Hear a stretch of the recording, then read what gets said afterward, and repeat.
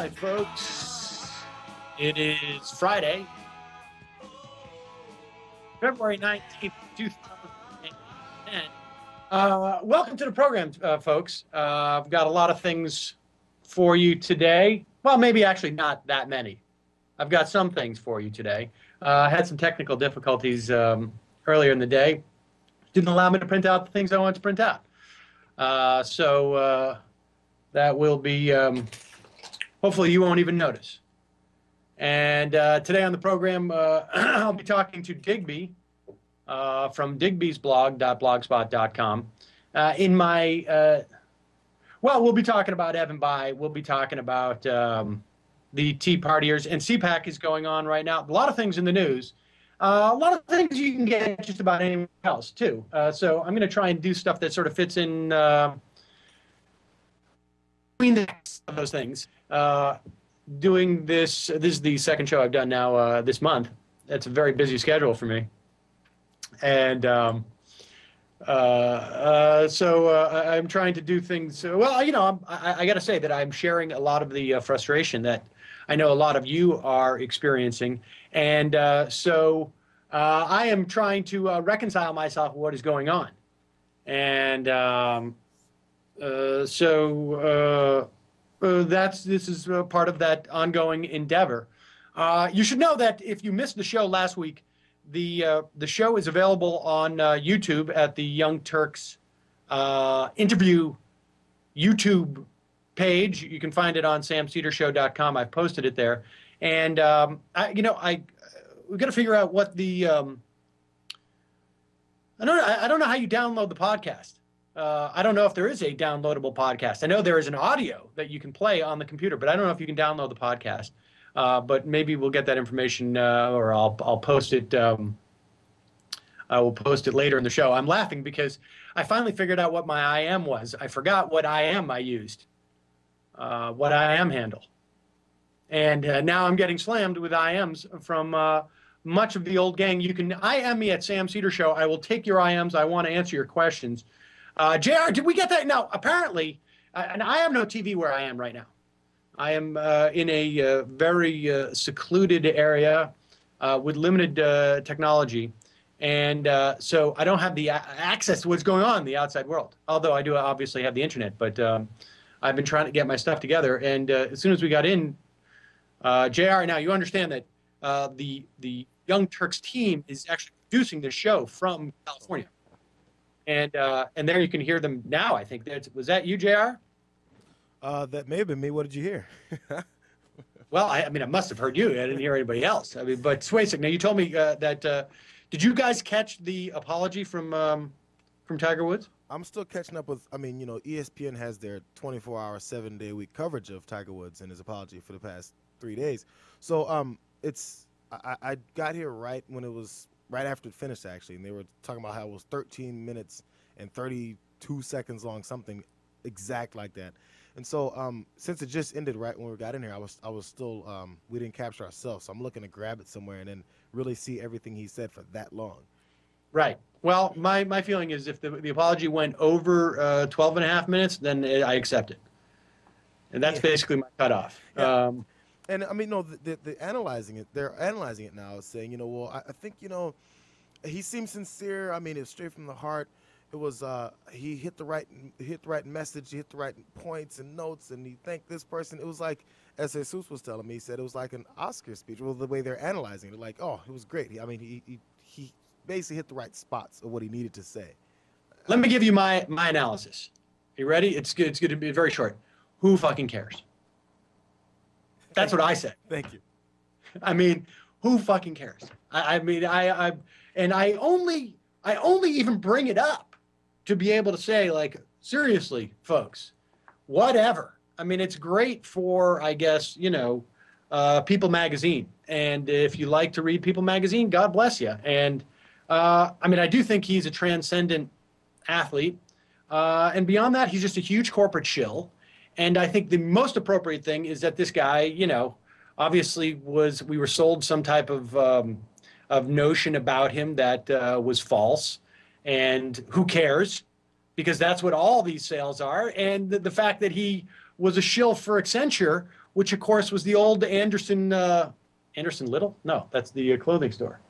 Anderson accounting firm, whatever, Enron's accounting firm, just is sort of the perfect symmetry. But who cares? The only thing I care about in terms of endorsements is that I'm glad that Michael Phelps got the Subway endorsement, despite the fact that he smoked pot. Who cares about that too? Yeah, obviously. Did he come out with a 15-minute apology for smoking weed?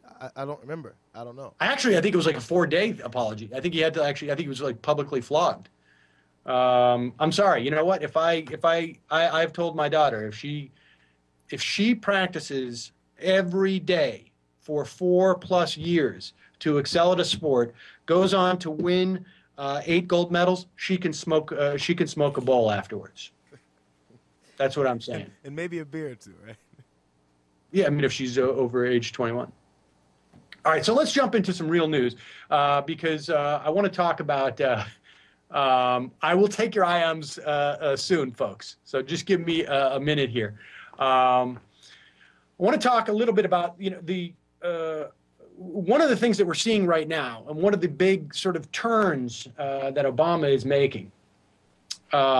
And wait, before we get to that, let me pick up this story, because I sent this out in an email blast to tell people that I was doing the show today, and it was really interesting. It just came to my attention the other day. It's actually a month old, and it was by George Packer in the New Yorker. It was actually a blog post, I think, and he's talking about Obama's, I guess, MO.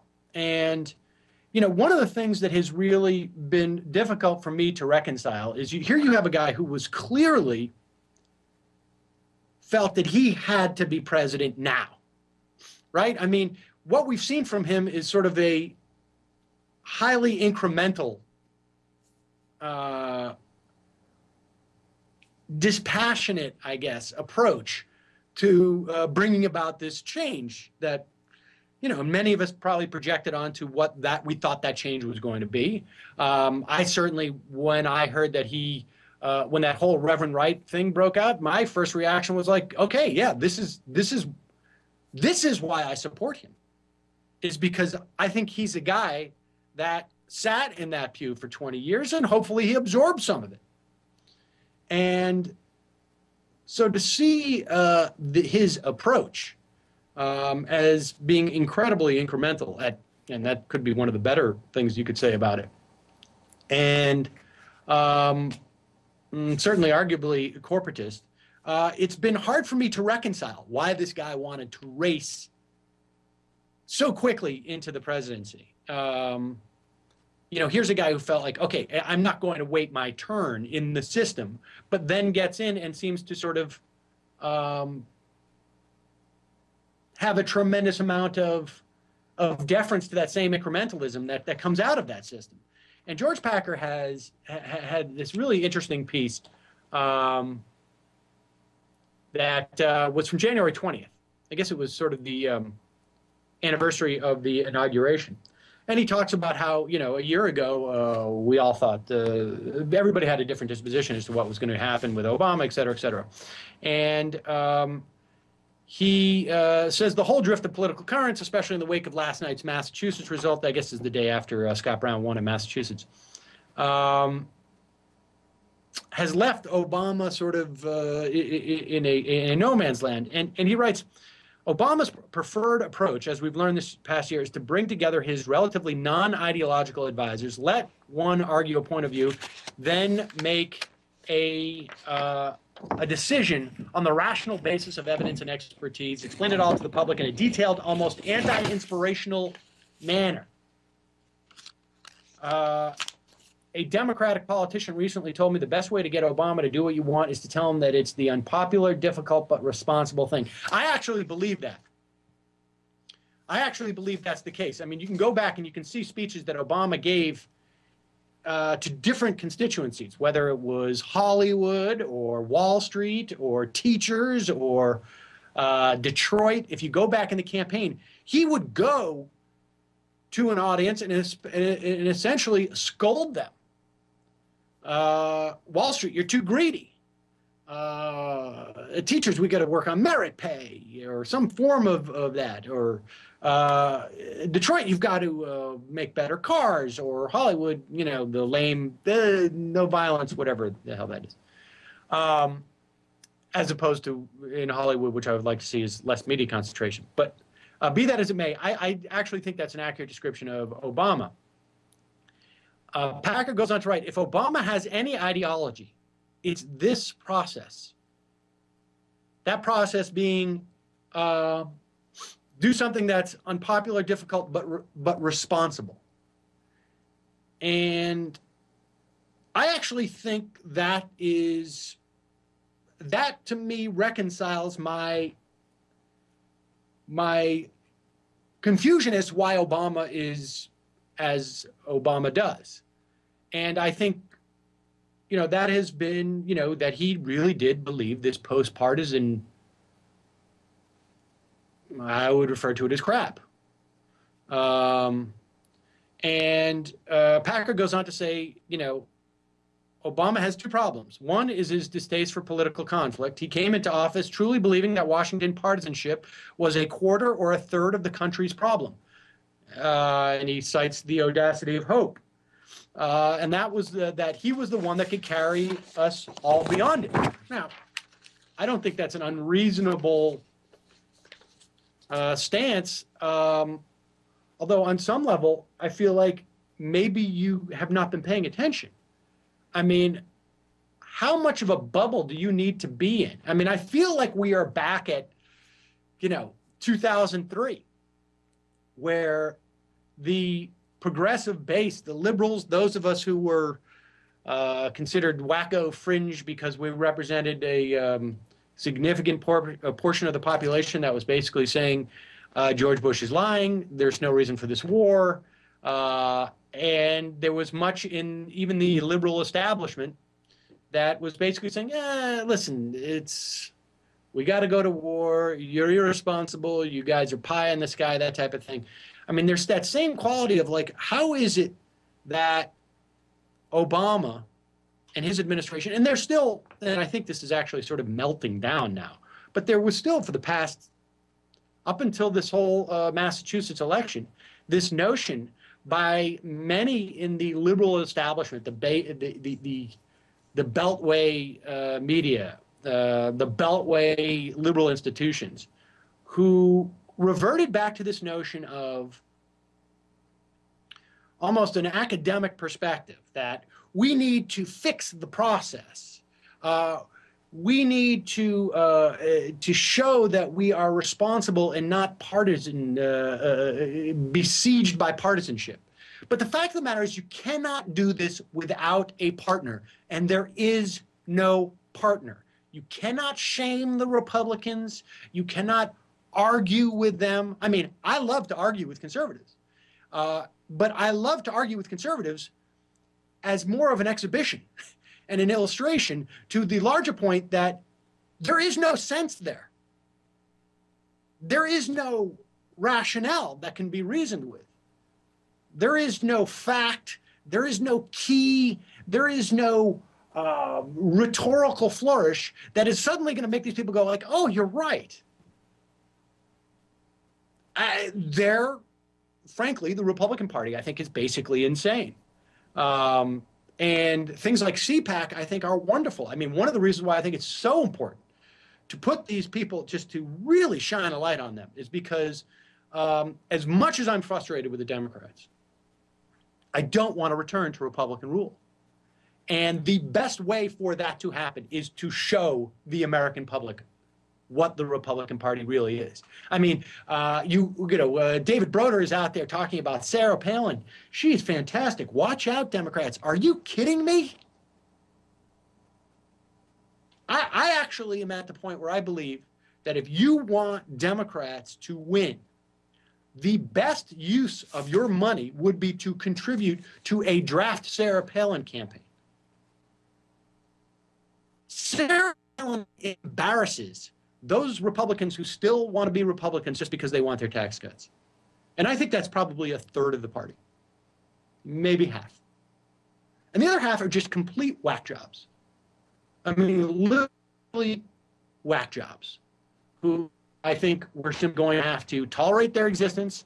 We can't convert them, but we can use them as a leverage point to ensure that we don't have another 8 years George Bush.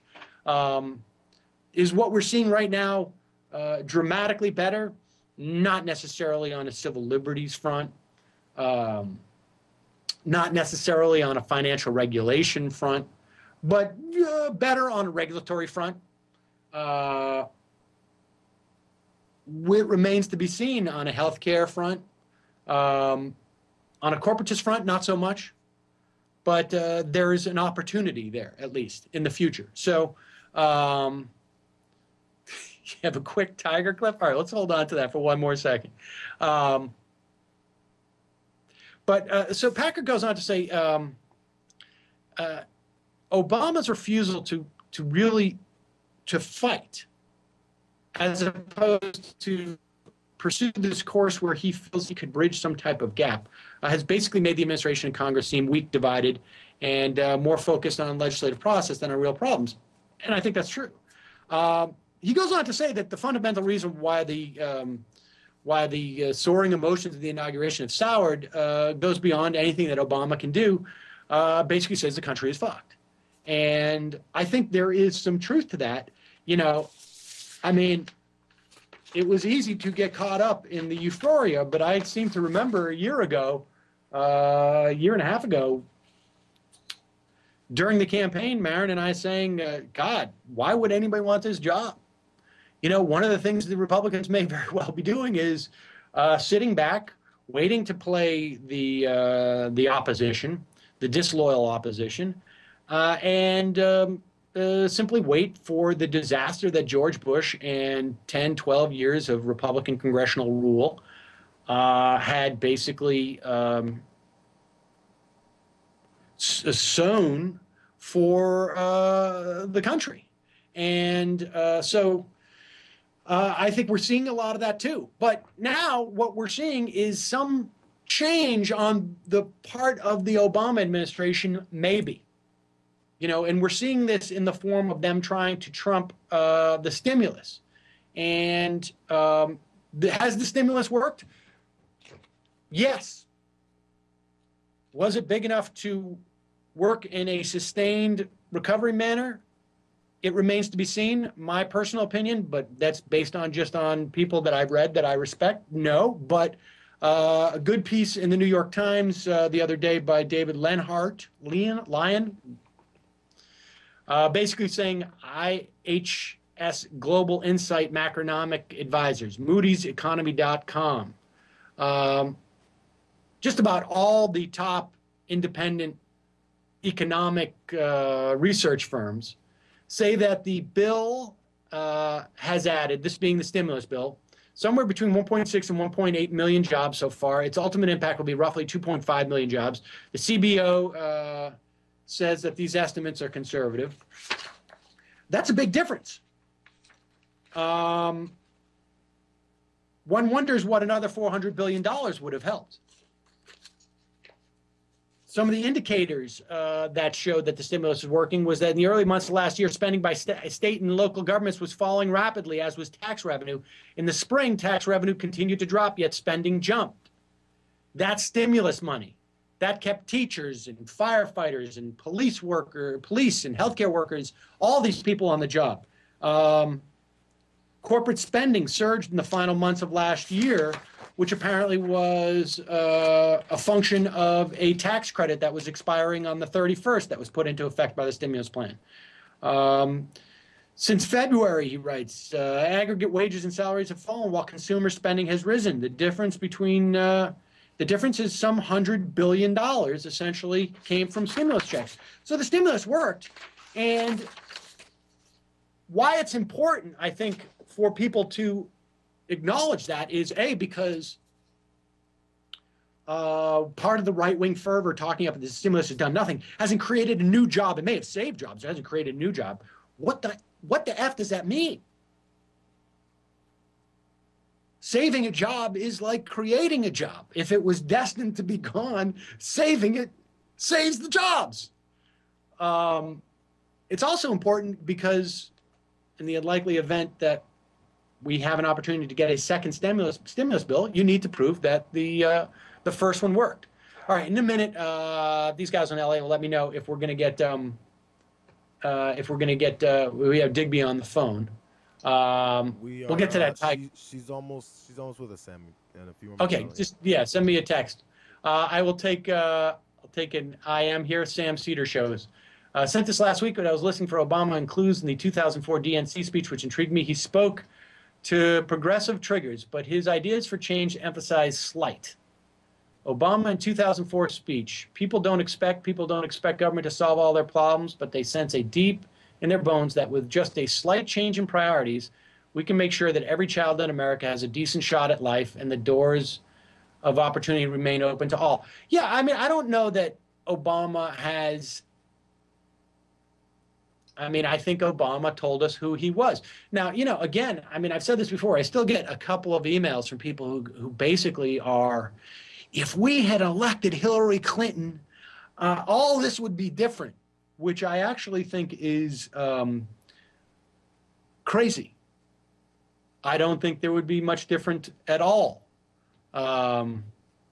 Maybe we wouldn't have birthers. We would hear much more about how Pelosi and Clinton are feminizing us, and who knows what their rhetoric would be. And I don't buy into the notion that Clinton would have us in a dramatically different place, better or worse at this juncture.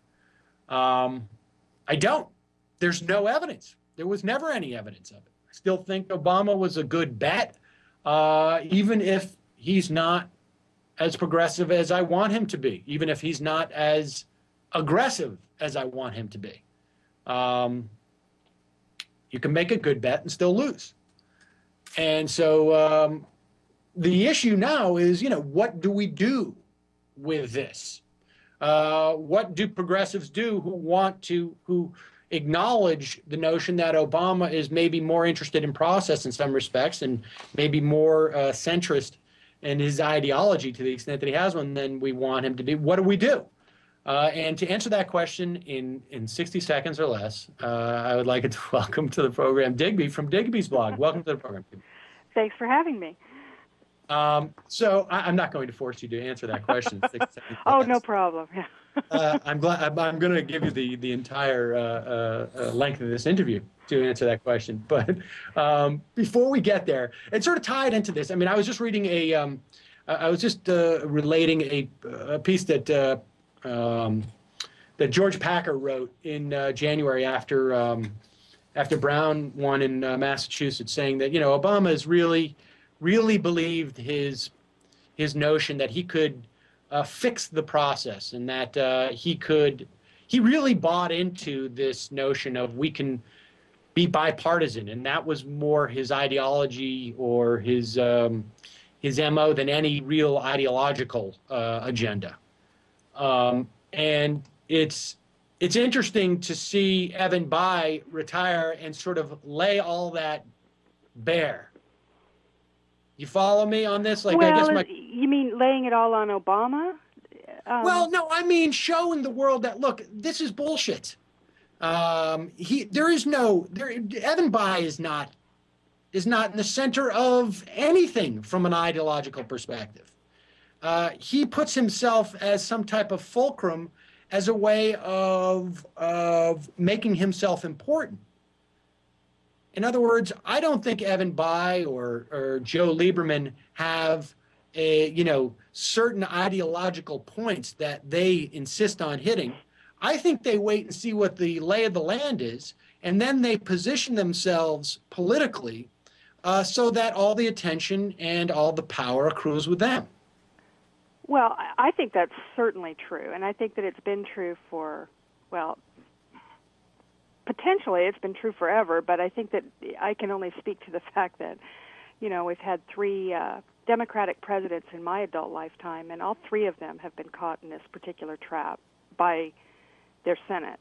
And looking back at Clinton and certainly what's happening with Obama, I mean, the Senate is a patrician institution. It was pretty much designed, it was modeled on the House of Lords, right? it's there for the purpose of protecting the the status quo, the owners of America, as our great founder John Jay said. So I think that it's sort of built into the institution to be that fulcrum. The problem is that to have somebody be that fulcrum, particularly with our two-party system, which wasn't anticipated, but it still worked out that way. So, yeah, you end up with a group of people who fashion themselves as being in the middle, and what they really are is the power brokers, and they're the ones who decide which ideology of the time is going to prevail, and inevitably that ideology is going to be the ideology that protects the wealth and the ruling class and what have you. I think it's just a feature of the system, and with the filibuster, which in this case is really, really the problem. I mean, it's now become seriously offensive to democratic principles to have this group, this very, very small group of people, able to thwart the will of the majority, even of their own party, much less the will of the majority of the country. So it's a really difficult problem, and these guys like Evan Bayh and Joe Lieberman, I think they see themselves as presidents. I mean, obviously they both do. It's interesting that the presidential club often resigns in that little group, and they see themselves as presidents, and they see that they, could make better decisions, and people should have voted for them, essentially. Certainly Joe Lieberman does. There's no doubt in my mind that that's his, his anger at being disrespected in 2004, along with subsequent challenges to his, to his seat by the left, has made him a very angry, resentful man. And I want to talk about the filibuster, but when that it is so hard in some ways to sort of really digest the notion that a guy's personal vendetta or his hurt feelings can affect the future of the lives of hundreds of millions of people in such a dramatic fashion, and simultaneously also be almost respected and considered legitimate by the gatekeepers of our media. I mean, that concept I've never been able to sort of to digest that idea fully, and it's just so disturbing. And I think because for many of us, for most normal people, and maybe you need to have some type of a mental illness to run for office on that level. I think there's something to that. I do too. But for most normal people, I think it's almost impossible to sort of get our arms around that, and it just becomes, we're always looking for some other secret agenda. No, it can't possibly be like this guy feels shunned in the same way that I might, because I got screwed out of a parking, the best parking spot or something. I mean, it's funny in politics that people are reluctant to apply the logic that you apply in your own life to, human motivation. I mean, it's obvious that Joe Lieberman is a bitter, resentful man. He's angry. Right. And part of what's motivating him at this point is a desire to kick the left, as he sees it, which is really just this sort of amorphous group of people who don't like him, in the teeth. And of course that's what's motivating him. The discussions of Evan Bayh, really, people talking a lot about how, the system's broken and he just really wants to get things done. But really, the people who know him best, Howard Feynman wrote a piece, who apparently is a good friend of his, and he basically said that Bayh was, angry because he'd been passed over for VP a couple of times and was too lazy to run for president on his own. And so, because that's just really hard work, and really wanted to just inherit it, which is the way he inherited his career essentially. Right. His father was Birch Bayh, and he won on his father's name. So basically, he just, he's being petulant and running out at a time of great, need, by the way. I mean, if he wants to change things, I don't know how he's going to do it outside the Senate any better than he does from within. I mean, he could have, worked a little harder. He's going to moderate a tour with Sarah Palin and Michael Moore. Right. And he'll bring those. Right. He's going to bring those two together, and everything will, we'll all see the light, and it'll be terrific. And we'll go back to the days. I mean, there's a lot of this is just ridiculous nostalgia for something that didn't, that never happened. It never happened. I mean, I suppose it's quite possible that there was a time where the Senate was filled more with people who were just more like him. I mean, I suppose that's possible. Although, I mean, here's the thing, and I want to get into the filibuster a little bit for these very reasons. I mean, because one of the concerns that I have about, I'm sort of on the fence in terms of the filibuster reform. I also don't think it's going to happen. But aside from that, as an academic question, and it may, but I just don't think so. One of the things that I am a little bit concerned about it with is when you look at like a guy like Lieberman, who a year ago now, or maybe it was 6 to 8 months ago, was touting the notion of a Medicare buy-in. And when that pops up as basically a solution to the logjam of no public option, he essentially reverses course 180 degrees over the course of days, and says, I'm against it. That's a non-starter. Mm-hmm. And I use that as a way of illustrating what I think might be problematic about filibuster reform, because there's some notion that if we go from like 60 votes to 55 votes, right, that the whip count is static. Right. Do you understand what I'm saying? In other words, the calculation that a guy like Joe Lieberman makes in terms of what he will or will not support, or an Evan Bayh, or Lincoln, or Nelson, that calculation is based on the notion that 60 votes are needed. If it drops down to 55, they're more likely to oppose a certain legislation than they would have been at 60, so that they can still remain at that fulcrum. Well, that's exactly right. And in fact, what happens if we get rid of the filibuster altogether? Forget, we have nothing. It's just a majority rule. We have had times very, very recently where we had a 50-50 Senate, and again, the same thing happens. This is an issue of having this group of people who see themselves as the power brokers within the Senate, who see themselves as the deciders, as George Bush said. Mm-hmm.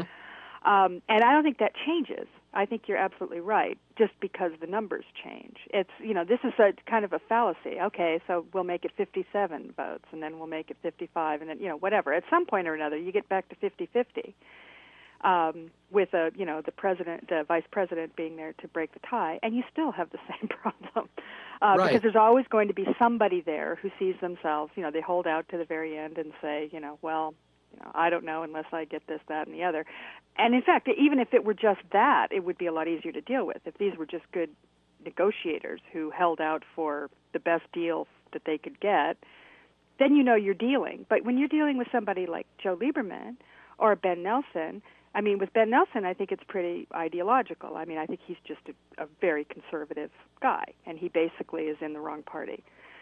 Joe Lieberman's doing it for personal reasons. Evan, they all have their own motivations. But whatever Right. it is, they see themselves as this, they're the decider. And this is partially, this has to do with the Senate. I mean, I've many times on my blog, I've sort of recounted some things in the past that I find fascinating illustrations of this. In the Clinton years, they had a similar situation, right? He was trying to pass his tax plan or his economic plan.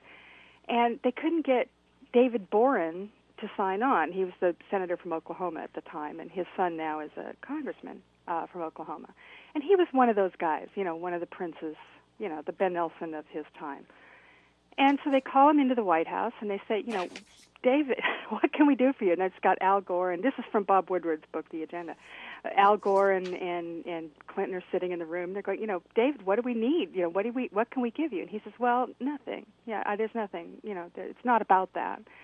And they're going, well, how can we get your vote? He goes, well, you can't, because it has to, and they say, why not? He says, because it has to be bipartisan. That's what I care about.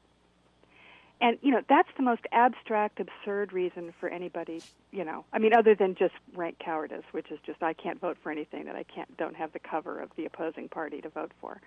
Right. But this concept, these sort of concepts, he just brought that, that's out of the blue. If it had been something to do with oil drilling in Oklahoma, believe me, he wouldn't have cared if it was bipartisan, right? Right. I mean, this was just some abstract excuse that he used because he's just that kind of guy. And he turned up recently, last year or 2 years ago during the election. Remember they had that Bloomberg boomlet where they had a thing called Unity 08, and they all met. Oh, yeah. Whatever. I was very excited for that. Yeah, I know. Me too. Just the answer to our prayers, right? So he was one of those guys. There he is, back there again with some other, these people. Didn't they have Sam Waterson? What's his name? Bob Carey and a bunch of them. Wasn't Sam Waterson the spokesman for that or something? Exactly. They were gonna reinvent politics as we know it. So these people are always out there. There's just this group of people who see that who place themselves above the the dirty place. It particularly happens in the Senate, although there are the House is a little more fractious and they operate more as blocks that perform the same function. The Blue Dogs kind of do the same thing in the House, but it's totally frustrating. I mean, this comes down to something that I think most people have really not given much thought to. We're watching CPAC this week, right? And they're all running around in tricorner hats and talking about liberty and all the rest of that nonsense. Not that it's really nonsense, but you know what I mean. In their mouths, it's nonsense. And yet, our system of government just isn't really all that well designed. It's just not that great. The Bill of Rights is one of the greatest documents ever written. That much I say, absolutely without a problem. The Declaration of Independence, great stuff. But the structure, I mean, come on. Well, I mean, it depends on your perspective. I mean, to a certain extent, right. It has maintained a certain amount of stability for wealth. Right. The people of the country, the people who own the country ought to be the ones to govern it, right? Yeah. So. Right. I mean, it just depends. I mean, if you were part of the aristocracy and somebody was doing your toes while we were talking right now. Exactly. Well, they are. Painting your toes, it would be working perfectly fine. Let's pivot to the healthcare because right now I don't know what the count is supposedly, but there's some 30-odd, nearly 40 Democratic senators now who are supposedly signing on to this idea of doing the fixes in reconciliation, and including the public option in that. Mm-hmm. Let me ask you this: do you think this is real? Because I should preface it by saying, I'm sort of convinced that this is just theater. That this is really now we know we can go full hog for this because we know it can't happen. Mm-hmm. I everything in me is saying not to get too excited about this because this has been used from the beginning of these healthcare talks as kind of a political football, and they've used it as my personal belief is that they've used it as a negotiating chip to get, they gave it to, they let Joe Lieberman take it out, stomp on it, and then pick it up and throw it and stomp on it again. It's been something that's been used over and over again as a bargaining chip. So I'm very, very skeptical. Having said that, there is an actual argument to be made for the idea of just on the substance of doing it. I mean, what you're seeing with health insurance, I don't know if you read Krugman's column this morning, but he was talking about the fact that all over the country, because of the economy, a lot of people who are in the private insurance market are dropping their coverage because they can't afford it. And what that's doing is creating an insurance death spiral so that these insurance companies are now raising rates hugely to keep up. They're losing customers, right? People are just going without.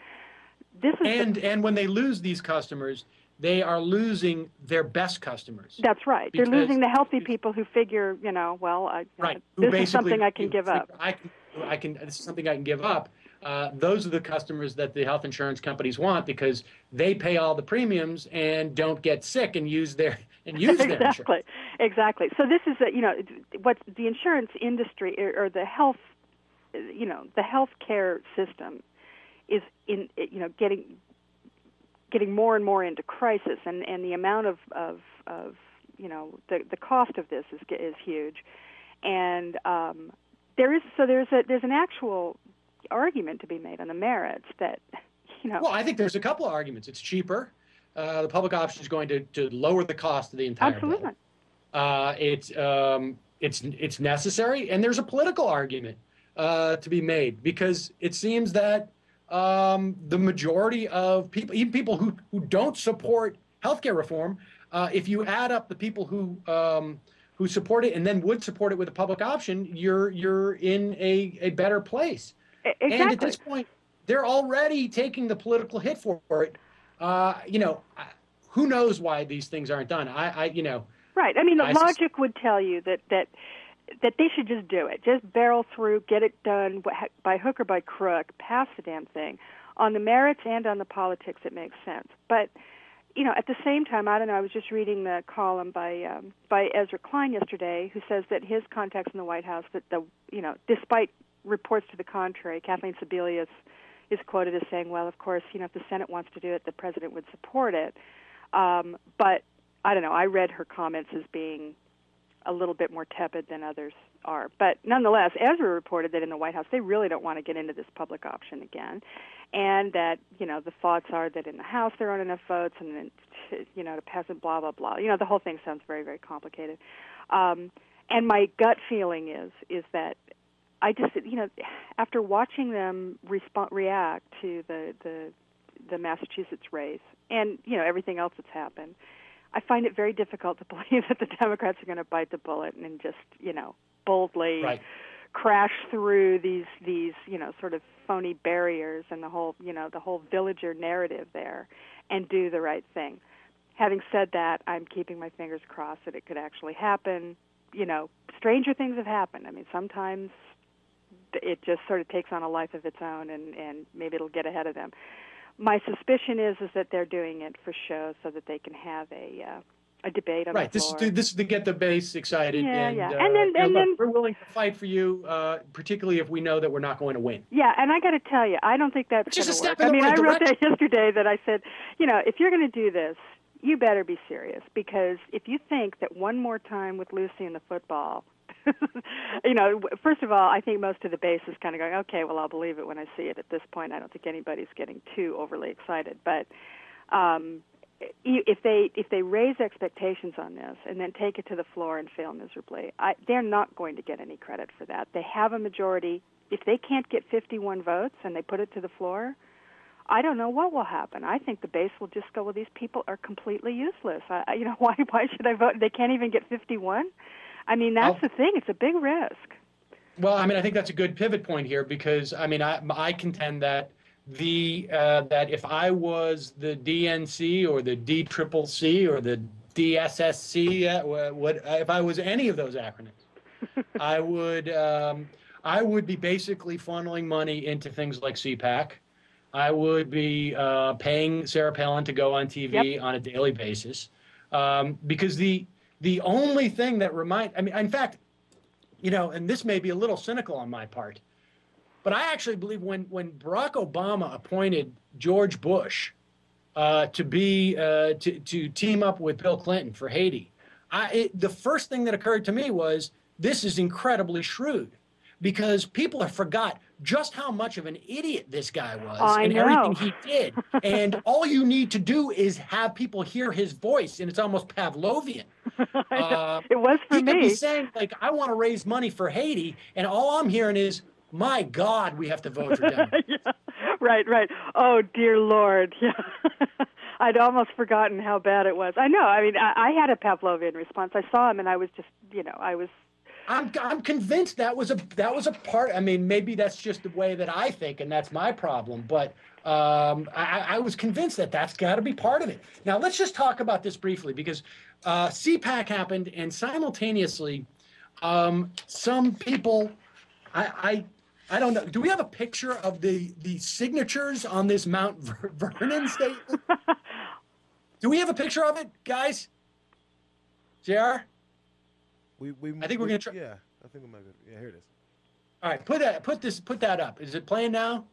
I can't quite tell. This is fascinating. They put out a document, and just to prove that they are just like the founding fathers, they use some font on their computers that is scripted. I know. This is one of the most hilarious things. I'm holding it here. This is like. And they put it on they had it on a parchment looking. Oh yeah. You got to go all the way down to Staples. You got to go all the way down to Staples and get one of them old timey looking pieces of paper to print it out on. I know. And I would love if they could get the same guys who did the that National Guard report that sunk. The CBS. Kernan guys. Yeah, the Kernan guys come in and take a look and try and determine what font this is. This is the font that the founding fathers had developed. Yeah. And they were like, we just got to wait for a computer now. Yeah, if only. Well, it's in the Constitution, I think. But summarize this. I want to read some of this, and what was fascinating is I'm reading through this, and in one sentence, talking about the founding, they sought to secure national independence, provide for economic opportunity, establish true religious liberty, and maintain a flourishing society of republican self-government. These principles define us as a country and inspire us as a people. And I mean, I'm not convinced that they didn't rip this off from somebody's book report or something. Each one of these founding ideas is presently under sustained attack. What?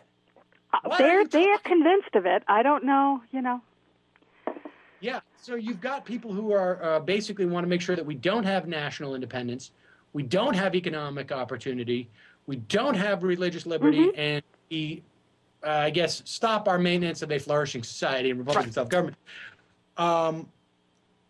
This is just really to rile up their base, isn't it? I mean, that's basically what this is about. Yeah, right? I think it's a couple of things. I mean, first of all, they're part of it, and this is the reason for the parchment and the kerning, is that they're trying to, this Tea Party movement is, it's rife with all this founder worship and fetishizing the tea parties. So, they're trying to jump on that, which creating some manifesto where they're, reiterating their support for the founders' vision. Look at the names, though. It's the same old, I mean, the only one they missed, I think, Edwin was Phyllis Meese, Schlafly on the list. Tony Perkins, Family Research Council, Becky Northup Dunlop, the President and Council for National Policy, which I'm sure is just another thing that's funded by the same, Of course, it's all the same. It's all the usual suspects, and and they went and they, they put Catherine Lopez on there because they needed an Hispanic, I'm sure, and it's all so ridiculous. This is the conservative movement. This is their attempt to try and co-op the Tea Party. Apparently, they didn't have this font during the Bush administration. No, they didn't have it.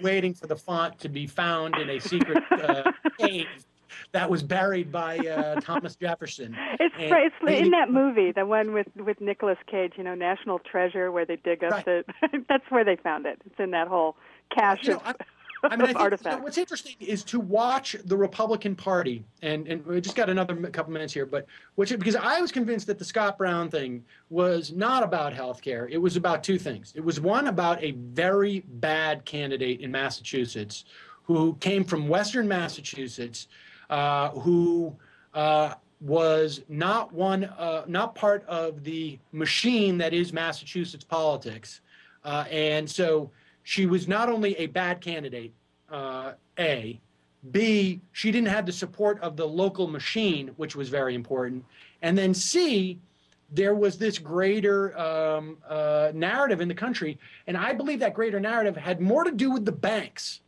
and financial regulations and issues of corporatism than it did with healthcare. And I think what's interesting to me is to watch the Republican Party try and subsume this economic populist movement which of course is nativist and nationalist and all that, but does have a strong sort of economic populism element to it. Subsume it, which is an amazing trick. And the best way that I can illustrate sort of this dilemma that they have is that on the same day I listened to Rush Limbaugh talk about how these Tea Partiers are patriots and blah, blah, blah, he is also trumpeting this Supreme Court ruling that basically says corporations are people. And to mix these two ideas together, you need to basically dress it all up in, some type of Revolutionary War outfit. Well, it does help, especially with this particular group, because they love costumes. They love uniforms. I don't know what it is with the right wing, but put them in a costume shop and they go crazy. I mean, it's part of their makeup. I think you're right. I mean, there is this populist mood, and certainly on all sides. This isn't really partisan. That populist feeling is out there.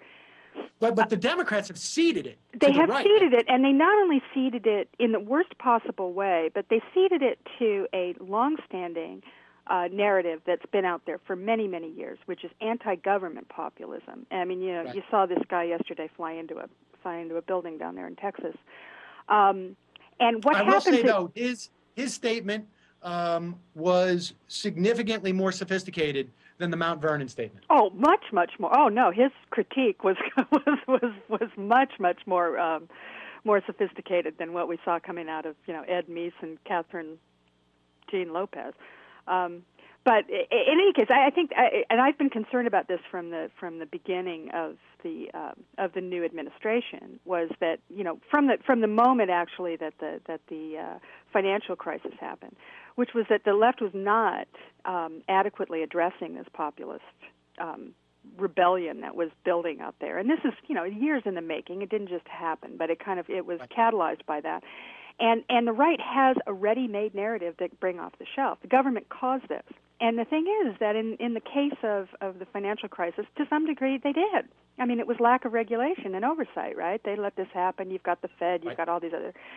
So they're able to fit this populist anger into a very convenient narrative that they already have, and also fit in a whole bunch of other discontents along with it. And populism, the good side is the Democratic side of the average Joe rising up and saying I've had enough, and the bad side is the average Joe rising up and taking it out on people underneath them. Blaming some other group of people exactly. for this. So right. There's and the right has always had a very sort of a built-in mechanism for exploiting that, and anti-government fever is what's now become the sort of populist the populist narrative, and it's really a shame, and to some extent I feel for the administration to a degree, because they were sort of caught up. The whole thing happened as at shift change basically, and they kind of had to deal with what had gone before and do all of that. But I do wish. But I mean, yes, that's true, and I feel for the administration in that regard too. What shocks me is, though, as I watch that State of the Union address, and how is it that I don't hear the word greedy? I don't know. There are certain words that it seemed to me that, like, Obama went to Wall Street. I mean, I read a speech that he gave to Wall Street that was very little covered during the campaign, where he basically said, you guys are greedy. You're too greedy. But he won't go up and say that to the State of the Union. He won't even fake populism. I don't think it's who he is. I mean, he's a technocratic kind of guy who, his motto during the campaign, other than, hope and change and the rest, was, I believe in what works. That's a pragmatic sort of thing. So he's looking for, formulas to fix this, right. And is not I don't think he's really capable of capturing that particular kind of populist anger. He doesn't have a feeling for it. And this really is an emotional appeal. I mean, this is about being able to connect with people's intense frustration of, about this Gilded Age that we've been living through really for the last, over 20 years. Right. Of serious growing income inequality and all that stuff. There was just a report out saying the top 400 wealthiest people, earners in the country, their income doubled over the 6 years from 2001, 2007. It's probably leveled off quite a bit. But the amazing thing about that is their effective tax rate, what they actually paid in taxes, was less than 17%. It's ridiculous. And the what thing also happened to the Democratic Party is that, starting with the DLC in the late 80s, essentially, which Bill Clinton was the chair of when he went into the presidency, you basically opened the door. That was set up explicitly to get corporate money, and you basically have given away half to a third of the Democratic Party to corporate interests, which are have grown, whereas like union interests have shrunken, and there is no power center for populism in the party anymore. And that's so listen, we only have a minute or two here left. How do we fix all of this? Well, let's see. I honestly, there are a number of, there's a lot of frustration because, I think everybody kind of thought that we had already laid the groundwork for fixing all of this and that we had a majority and that the Democrats had the best of it. But I don't really think the case has ever been made. Not really. I think that the presidential campaign was a lot of symbolism without a lot of explanation. And a lot of assumptions were made that, that the rejection of the Bush, the Bush years and conservative rule translated into an understanding and acceptance, or at least a willingness to try liberal ideas. I don't really think that happened. I think that basically, the Democrats punted. I even think the progressive movement, the nascent progressive movement that we have, kind of punted. So there's a case to be made, and it has to be made explicitly to the American people, and people have to understand it. I don't know that we're going to get President Obama to do it. This seems like a sort of a work in progress over time. But clearly there are some institutional problems that have to be dealt with, like we talked about in the Senate. I agree with you. I think eliminating the filibuster is a big, long shot, but at least an awareness of it is something that seems to be happening, and that's useful. And then I think that we have serious problems with this Citizens United ruling that, there's going to have to be a response to that in some way. And I don't know what that's going to be, whether it's public financing or constitutional amendment or something. But that is really going to take us over the cliff. That scares me. That combination of Scott Brown winning and that happened at the same time really scared me. Gave me that first, people talk about, you have people out there saying we're on the road to fascism and this is the way it all happens. And but that ruling combined with the Scott Brown win, I was like, wow, that's a little bit scary. I found it because I don't know what the answer is. I don't know how you. It's not just a matter of electing new people, although that would be very helpful. But, this is a Supreme Court ruling on a constitutional issue.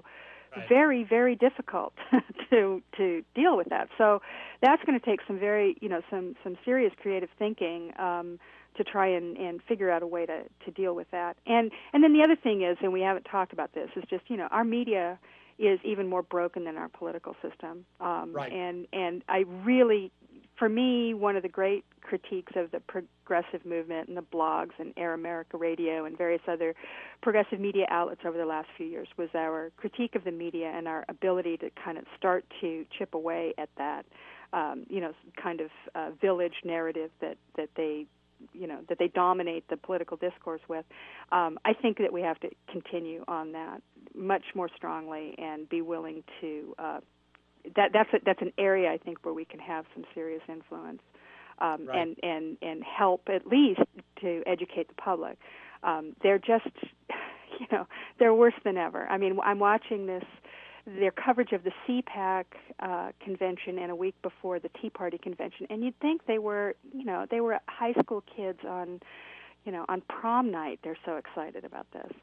And it's really strange. I think, I always had a theory in terms of why there was a ceiling to an audience for progressive talk as opposed to conservative talk.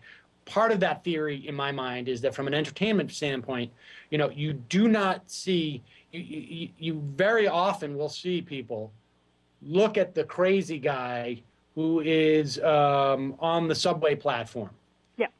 or in the subway car. Everybody's trying to steal a glance. You don't see crazy people watching normal people. Right. And I mean, look, it's far more entertaining. I mean, I go to Netroots Nation, but would I want to watch it on TV in the way that I want to watch this conservative stuff? No, because I'm looking at whack jobs, and this is like literally, a reality show. Right. Well, here's the problem, though, is that we have David Broder extolling these whack jobs as being the voice of real Americans, and and saying that that they represent something important, and it ends up, and you've got the members of Congress and the White House listening to David Broder, going, "Wow, I guess we really." It's not just, it's not, the problem is more nuanced than Broder, but I think obviously Broder is a problem. But what I have always seen a problem with is the liberal established media, or the liberal establishment, who have been raised in a context, if you will, that, I mean, look, if you're an entry-level conservative pundit or thinker, you're going to be paid very well because of all the different funding resources. If you are the same on a liberal side, your compensation is not money. It is some type of appreciation of your peers in academia. Right. And your peers in academia, and I use that term academia loosely, but maybe not so much, is contingent upon your sound reasoning, and you're looking at every nuance and considering it all, and being measured and scientific, and that's very problematic. Because, I remember, we used to have this Monday call years ago that was an attempt when Air America first started. There was a couple of different organizations that got together on this call. And I remember during the Social Security battle, right when it was starting, and being on this call and having some people, and I can't remember what, and maybe I can, but it's irrelevant, some, prominent people from prominent liberal magazines basically talking about Social Security. Some of us were arguing, those of us with less of an academic background, who are, willing to be, who don't have the same sort of reward structure, let's say, say there is no problem with Social Security. And they would say, well, that's being a little bit Pollyannish.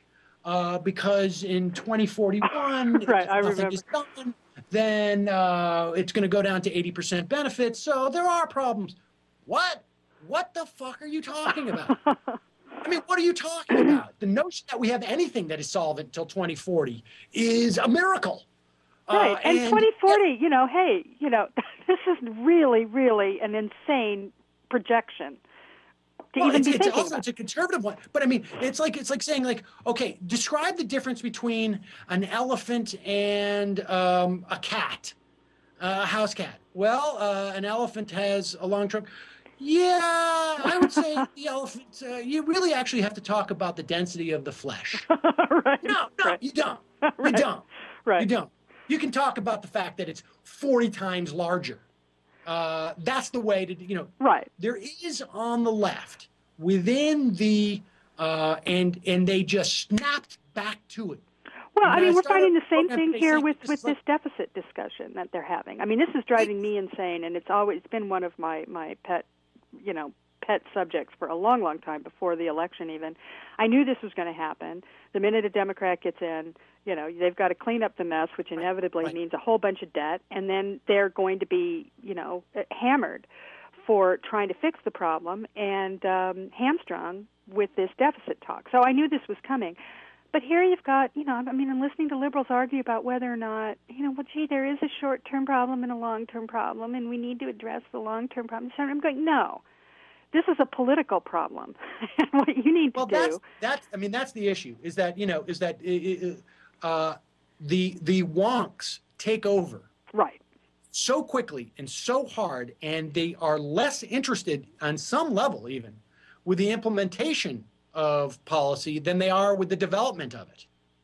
And there is no connection, or there seems to be some type of disconnect between and maybe that's the wrong way of phrasing it, because they're often the first ones to settle.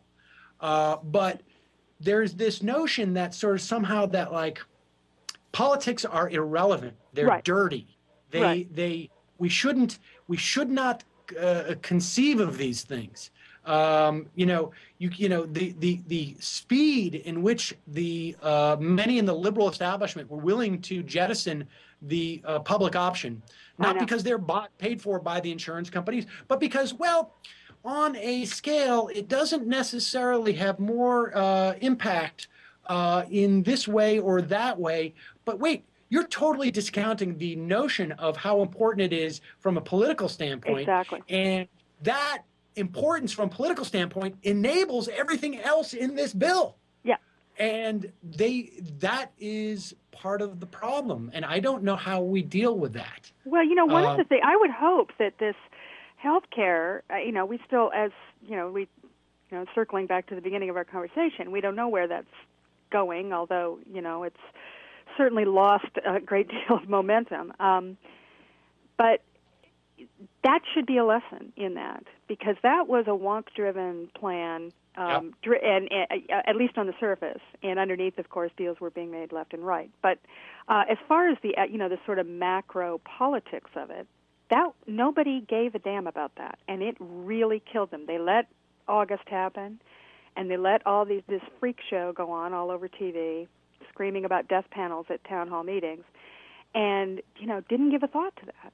Honestly, didn't really give a thought to the politics. Even the people who were charged with the politics of it, the sort of group, the HCAN group and the rest of them, were unprepared. And, if there's a lesson that I've ever seen of how, a great wonkish plan with all these bells and whistles and different moving parts, you can put that together, but if you cannot sell it, it doesn't matter. Right.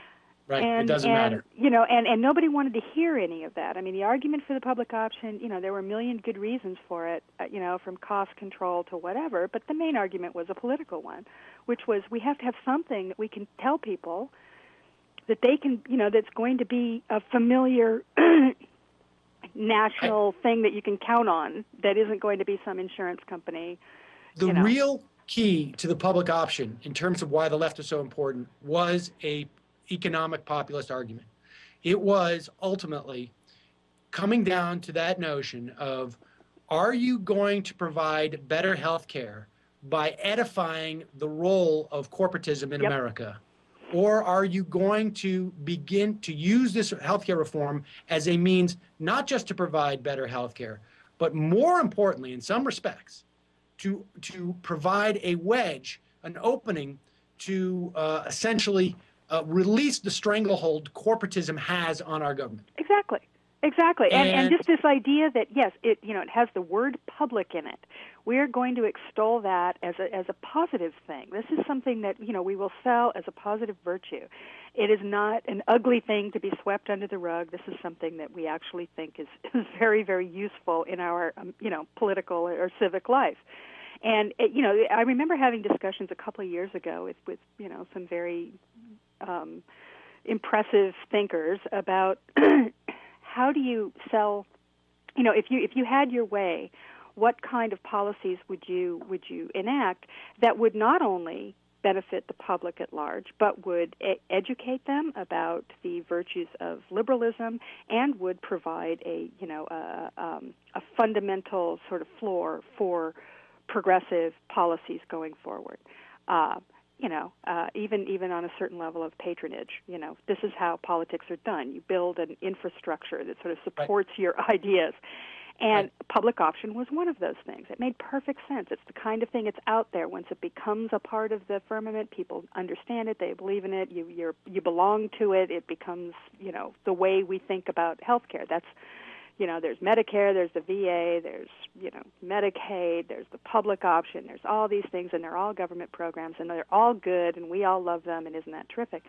But for whatever reason, the Democrats just do not seem committed to that idea. Well, that was what when Barack Obama said, I thought Ronald Reagan did some good things, that's what I thought he was going to do. Because what Ronald Reagan did do was, enshrine conservatism. he gave air cover for at 30,000 feet for these general narratives about conservatism, which I think are all bullshit. But he did it, and that's why they still refer to him as if he was some type of demigod, as opposed to a decent actor. All right, well, Digby, thank you so much for joining us. You're very welcome. I appreciate it, and hopefully we'll do this again soon. Anytime, absolutely. Okay. Thanks a lot, Sam. Bye. My pleasure. All right, folks, listen, I'm going to take we don't have too much time. I'm going to take a 60-second break just to get myself in order. You can IM me at Sam Seder Show. I'll take some IMs. I'll talk about anything you want to talk about. I should also say, one of the things that we can do about this is fairelectionsnow.org. It's a bipartisan bill that basically it's a public financing scheme. Congressional candidates who raise a threshold number of small dollar donations would qualify for a chunk of funding, several $100,000 for the House, millions for the Senate races. If they accept this funding, they can't raise bigger dollar donations. It comes with reduced fees for TV airtimes. It's a Lawrence Lessig. I think he's part of that thing. So check it out, fairelectionsnow.org. We'll take a break. In the meantime, folks, it's just an ad I'm building into the show today. Because I just this I've actually had out for a long time. But hold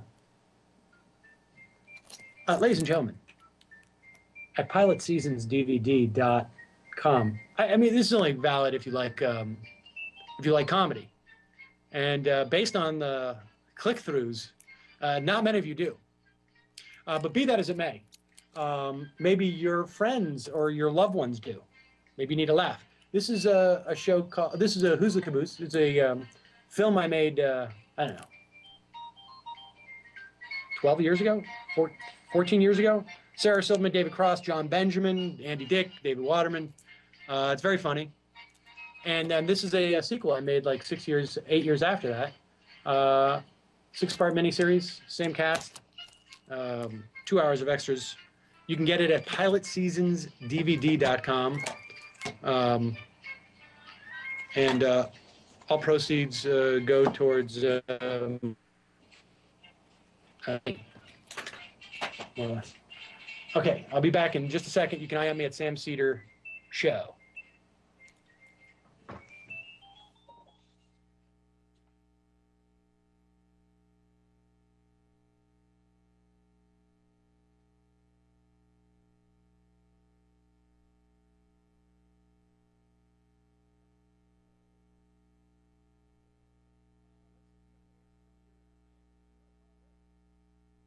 People can call in, right, JR? I think we can give you a call in. Hold one second, okay? Yeah, I think JR thought he was going to be able to get out of here by now. We got another. I'll do another like 15 minutes. This is interesting. I was going to do this 2 weeks ago. The Lancet, the British medical journal, retracted a controversial 98 paper that linked the measles, mumps, and rubella vaccine to autism. Study had been discredited, and recently the author acted unethically during the research. I think it's a problem to have mercury in vaccines, but in the form of thimerosal, which is I guess an additive that maintains the integrity of the vaccine. But things like being afraid of the flu shot and stuff like that. I mean, one thing I do remember about the autism, and I bring it up only because we had, when we did the Majority Report, we had somebody on who was looking into this. And at that time, they were just starting to get rid of the thimerosal in the vaccines. And this was in 2004. And that person, and his name or her name escapes me, I cannot remember, I just remember the conversation, said that we will really start to see in 3 or 4 years if this lack of thimerosal will impact the autism rates, because in 3 or 4 years, that's the lag time that it usually comes out. And my understanding is it didn't. But it's a very sensitive issue, and but I just thought I'd put it out there. Interesting topic. Cranes are flying. Andy Dick may not be a selling point right now, Sammy. That is because Andy Dick apparently charged with molesting a guy but Andy was obviously incredibly drunk. He's got a massive drinking problem that comes and goes. And it just seems like he was playing around. I don't think he was actually molesting the guy. I think he just, comedians, and when they're drunk at night in a comedy club, will attempt to grab each other's private parts because that's fun. Now, of course, I've never engaged in such childish behavior, but Andy has. Sandy, let's see. My big fear is the Republicans are going to take the Senate and the House. 1 hour is not enough. I don't think they're going to take the Senate and the House. I don't think that's going to happen. The Senate? I don't think so, but maybe. But I don't think so. Lance Ordenoff, my right-wing nutty colleague and I are on the same page. This is scary. Our bitches and moans are similar to the teabaggers, just better informed and verbalized. The number of parents that have stopped getting their kids vaccinated over that article was huge. Yes, that Lancet thing. I know. And it's part of the anti-government fervor, I think, that the whole sort of vaccination issues all sort of played into this meme, like you don't trust the government. And, even my doctor told us with our 4-year-old, let's wait on the swine flu vaccine. Just see how it works out. Turns out the swine flu vaccine had less of an incidence of bad reactions than the actual flu vaccine, the regular one. Less people died. A certain amount of people die all the time from a flu vaccine. That happens. Thank you, James. That's very nice. I don't do direct connections because I don't know what that means, folks. Abaddon, I won't believe they're serious about getting a public option until I see them start talking about single payer. If you want the moon, you ask for the sun. That's right. I think there's some truth to that. And, that's what we saw with Congressman Weiner.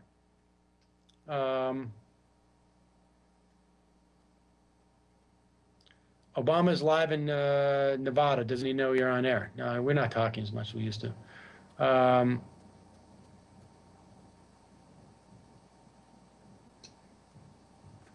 Yeah, Howard Dean sounded good. This AM, it's a real shame. I think Tim Kaine is a real huge lost opportunity.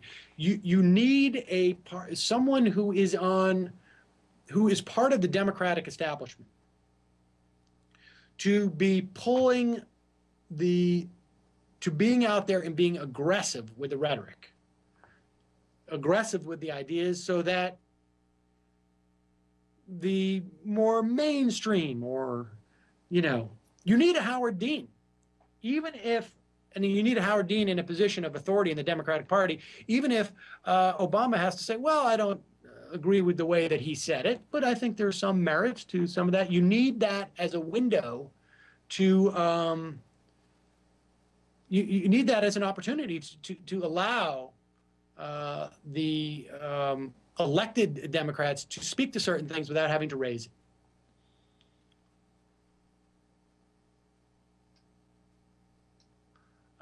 Thank you, Unix Party. Hi, Harold. Let's see.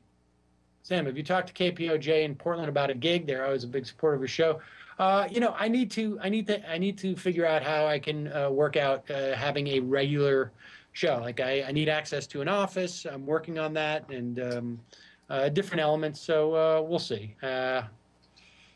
Are you pissed about the billions going to nuclear power plants? Obama did tell us who he was in the campaign.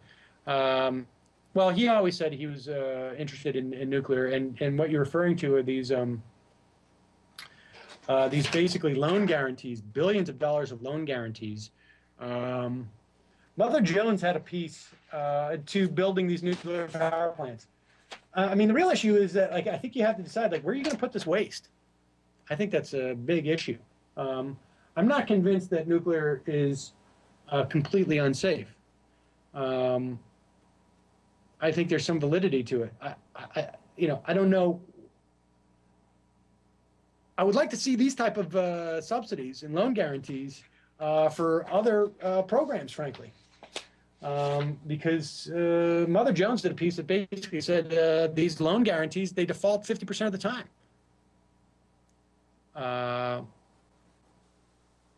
So Sugar High, it's not at the top of my list of things I'm pissed about. What is the link for an audio download of this show? It will be on Sam Seder's show later today. Let's see. Obama. Oh, yeah. Okay. We read that. Crystal Count. Hi, Slim. Great to see you. Centrista. Who? Nike? Don't know what that means. This response by L'Oreal. Jilted porn star was so much better. The woman is a beast. Did you see it? No.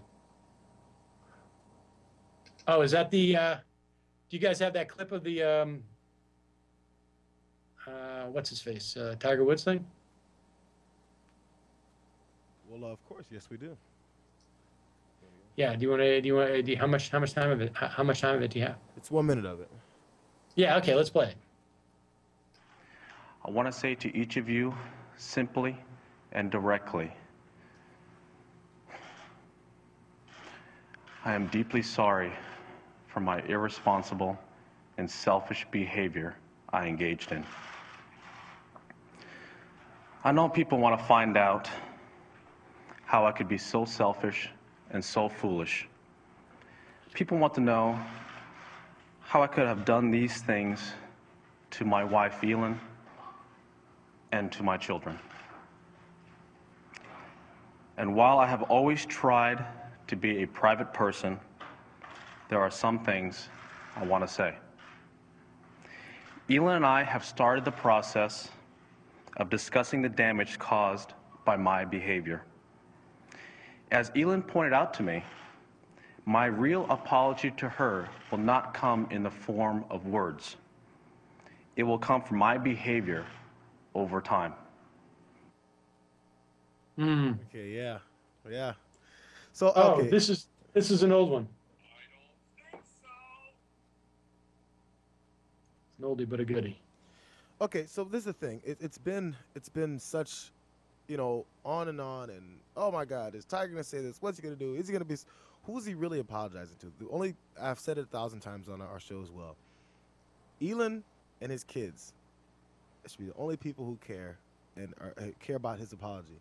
Everyone else who he's apologizing to, all we care about is how many strokes can he get the golf ball into the hole. What else do we care about?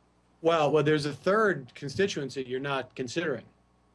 He's apologizing to the guys who pay him $100 million a year. He's made $1 billion. Now, if that apology saves him 10%, if he loses 90% of it, he's still going to make $10 million extra dollars a year. And I'm going to say this right now, and I say this without reservation. And in fact, my apology right now. I'm so sorry. Please send me money. For $10 million, I'll tell you what, for $100 million a year, for $10 million a year, for 2.5, I'll go out and I will have affairs just to apologize for them if I can make me that kind of money. That's what he's doing it for. It's not. You're right. He should be apologizing directly to his wife, although I'm sure his wife is saying, I want to see you go out in front of those cameras and make an ass out of yourself because you publicly humiliated me. It's time for you to publicly humiliate yourself. So I think that she's probably got some of that. But the rest of it is basically, he just wants to make money. I think he knows that most golf people who play golf, they don't give a, or follow him on golf. They don't care because he's a golf player. But what he knows does care are those companies. He wants to get those companies or other companies to give him money again. That's what this is about. At the end of the day. And I think that's where it's screwed because, okay, one of his sponsors was Buick. If you buy Buicks, and they have their, you like their ride and their safety features, you go, hey, wait a second. You're at your car dealership and you're about to buy the Buick of your dreams. And you go, oh, wait a second. Tiger Woods is the spokesman, one of the spokesmen for Buick. He cheated on his wife. Oh, this car sucks. It just doesn't make any sense.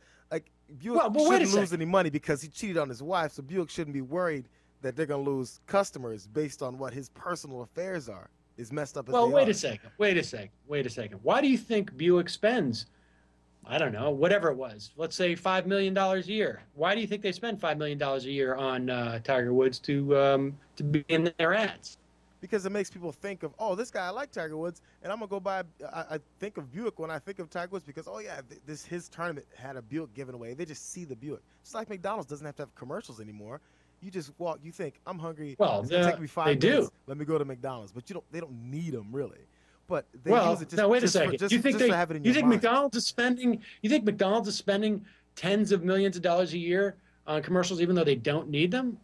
Well, I don't think No. they do them, but they do it anyway just to keep it in your brain. But McDonald's has been burned in our brains already. Nobody says, what's this McDonald's thing?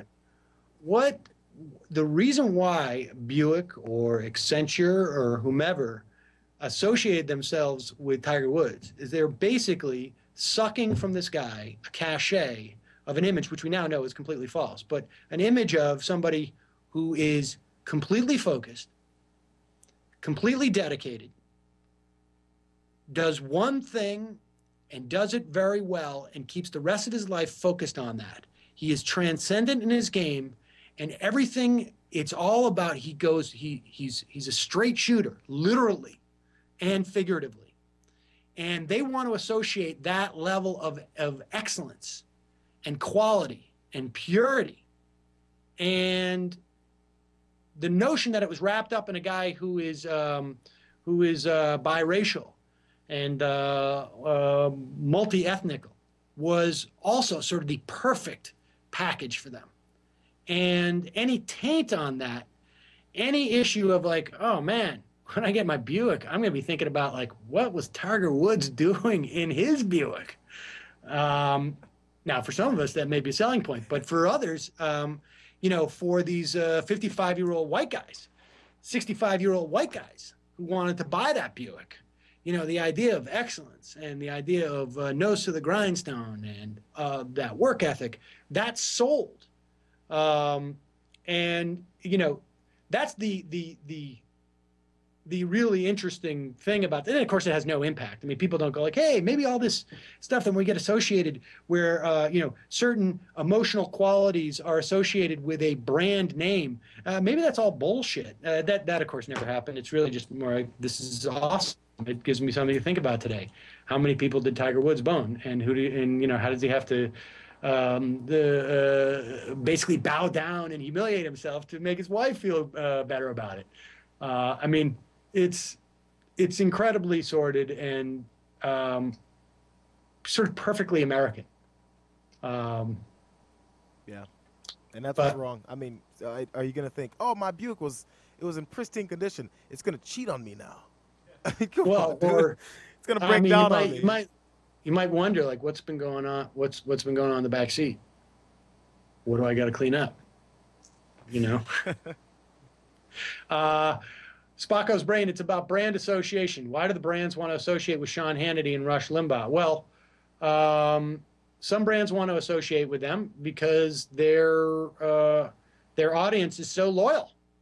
I mean, that's basically it, is that there's a certain amount of trust between the audience and those hosts. T-Drops, we'll be broadcasting next week on TYT. Not next week, maybe the week after. I'm trying to get a regular office. Pluger, shock doctrine perspective. Financial crisis response and deficit emphasis shift remind me of shock doctrine chapters on how governments get handcuffed by financiers, precluding any populist government. That's right. Any chance you can have a regular show? Oh, where is Dewey? Does he still want to get fat? I have no idea where Dewey is. Says Rusty. Fiegel.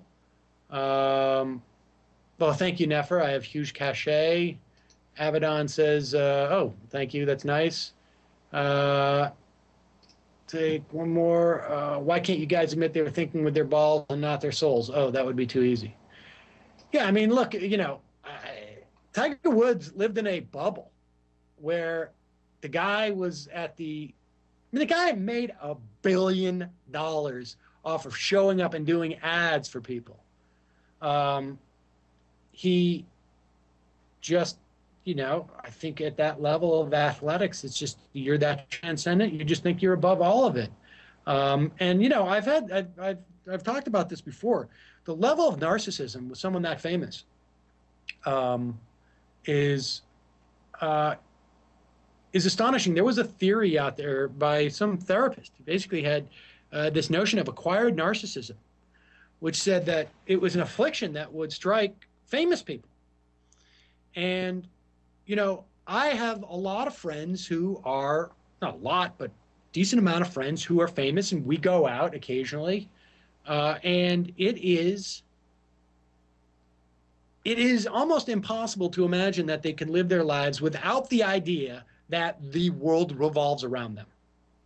Because you walk into a restaurant and you can see that 3/4 of the people in the restaurant are immediately conscious that this person has entered the room. And, I mean, they literally change the physics of a room. And my friends are not nearly, you know, as famous as a guy like Tiger Woods. Tiger Woods goes anywhere in public. He literally changes the physics in that environment. The energy, it goes from these people are talking to each other to like, holy shit, that's Tiger Woods. Holy shit, that's Tiger Woods. Tiger Woods is in here. The food is different. Everything is different because Tiger Woods entered the building. And it's hard to imagine to have, even if, you know, and I think people in that situation block it out to a certain extent, but it's, you know, it's like, it's hard to imagine how you deal with something like that. I know it's very difficult for me. Heaven by good riddance is what I say. Sunday Nista, are you sad according to Jim is canceled? Just joking. All right, folks, listen, I got to go. This has been a lot of fun. We'll do it again soon. I don't know exactly when. I want to thank JR and Jesus back in TYT Central. Is that what you guys call it? It's Rebel headquarters, man. Oh, Rebel headquarters. Yeah. Oh, and I got a theme song for you, man. At least the end of it. This is what you have to use from now on, all right? This part, wait. It's at the end. Hold on, wait. It's coming. Once again, it's the man with the master plan. They call him Sam, and think you better recognize. Once again, it's the man with the master plan. They call him Sam, and think you better recognize. Once again, it's the man with the master plan. What's up? That's why I only play this. Because I mean, who's really going to come after me for a MIDI version of the Rose? That's badass, Sam. I like that. What song was that? That was Sam Snead and Dre. Better recognize, man. That was from like the early '90s. You don't remember that? Oh, I don't know. I asked Jesus that too. It's when Dre got Snoop and all these guys, man. It's when he first went on his little. Oh, got it all going there. Yeah, I think man. by that point it was all just Uncle Tupelo and Buffalo Tom for me. Yeah, it worked out. I said, this is a good Sam song, man. I thought of it this morning. I like it. Maybe we'll do that. All right, guys. Well, thank you very much. Folks, you can follow me on Twitter at Sam Seder, and you can buy that stuff, those DVDs at Pilot Season DVDs, and you can send me an email at samcedershow@gmail.com, or visit the blog at Sam Seder Show. People still hang out there. It's where I get most of my stories from. I know you'll enjoy it. All right, thanks very much, guys. We'll see you later. Once again, it's the man with the master plan. They call him Sam, and think you better recognize. Once again, it's the man with the master plan. They call him Sam, and think you better